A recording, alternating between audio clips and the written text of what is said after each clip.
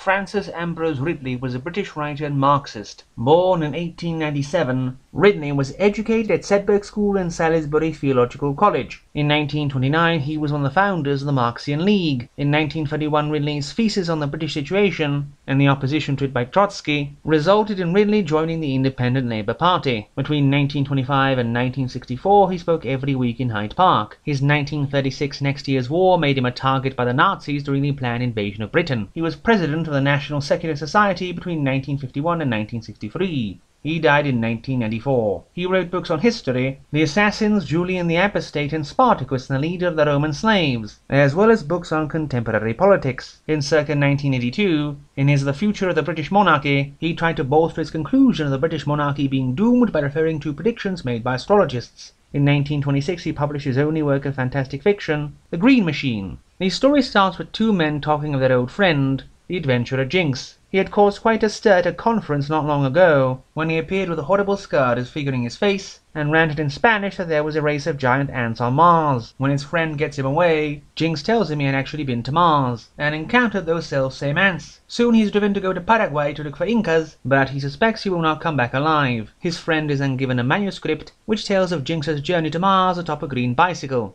A few years ago, he was wandering about when he saw a man riding a bicycle through the sky above him. The man, Nightingale, fell to earth and would not recover. So he told Jinks his secret and asked him to make the journey to Mars in his stead. The journey takes several months, and he lands in the desert. And as he slumbers, his bicycle is stolen, and so he has to trek over the wilderness. He encounters a massive cave, where he sees a gigantic cavern full of skeletons, towering above all being the skeleton of a giant two-headed cyclops. Escaping, he encounters a race of cavemen with brains in their stomachs, the Hula Hula. He immediately kills a man and his wife, and wonders why the whole tribe wants to sacrifice him to the stone image of a giant ant. Once more eluding having his head smashed in, he wanders into a circle of giant bats, and is pursued by a gigantic opossum before he makes his way to a gigantic circular city. The whole city appears massive and built with absolute regularity, but there is not a living soul anywhere. Then night comes and the whole city is thronged by giant ants. Panicking, he kills one of them but is eventually seized and taken in. The ants are the masters of Mars, who ages ago slaughtered the ape-men's ancestors and enslaved them. With no private property, leisure time, or morality, the ants are devoted solely to reason, mathematics, and music respectively. Jinks meets Adavak,